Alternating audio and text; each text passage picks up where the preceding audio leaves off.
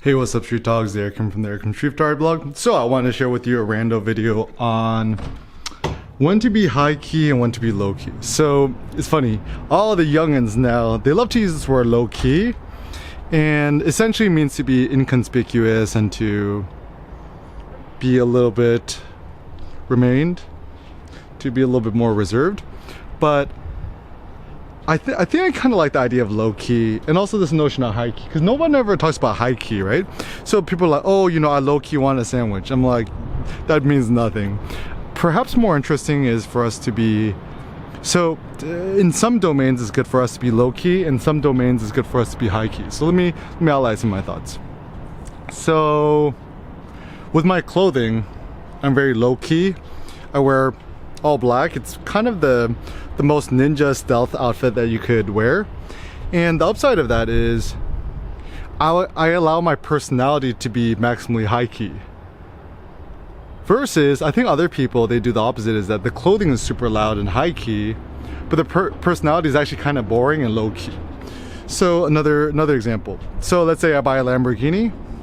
I would not buy a Lamborghini and paint it bright yellow because that's too obvious, or lime green.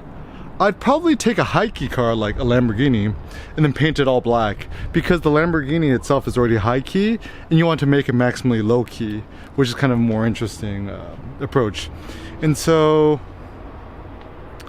you know, if you're too extra extreme high key on high key, probably not a good thing. You want to mix the high key and the low key. So maybe even, so I think this could apply to a lot of different things. So high key versus low key. This is kind of a thing that they do in art, and also in photography, and also what they do in, whatchamacallit, they do in like film noir, right? So there are certain scenes which are very, very high key, which means there are certain scenes in which the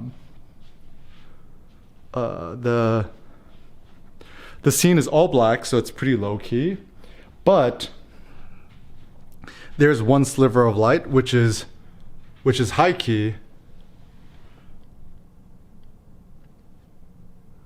which kind of gives you the silhouette of the person and the individual.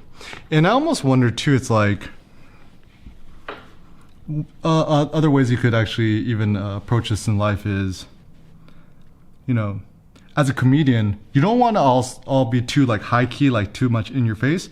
You need some parts of your comedy which are really high key and intense, and you also need some parts which are more low key and not intense. I think that tends to what makes a good movie. Even like a good movie or a good story, if it's like a Michael Bay movie, action on action on action, it tends to get a little bit boring because there's no dynamic range between the high and the low.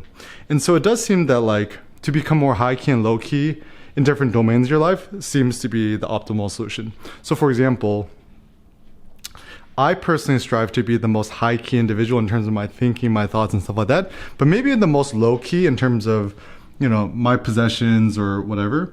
And even with photography, like black and white photography, I love it because I could crush the blacks, which means make the most extremely high contrasted thing possible, the extremes of the high key and the extremes of the low key.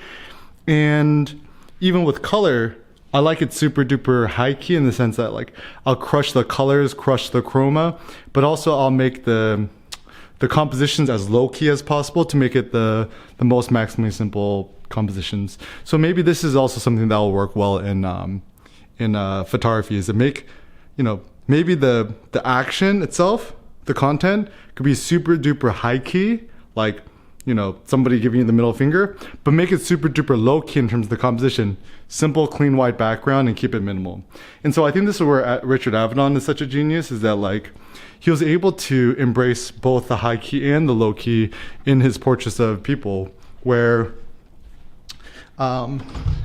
he made portraits where his subjects are very, very high key, very interesting individuals, really famous, stuff like that. But he kept it low key because the background is simple and white.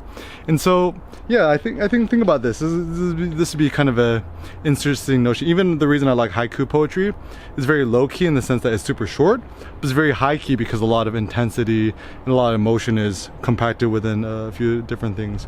So yeah, maybe try to embrace both the high key and the low key, and you'll become the most epic artist possible. Thanks a lot for watching, guys. Peace out.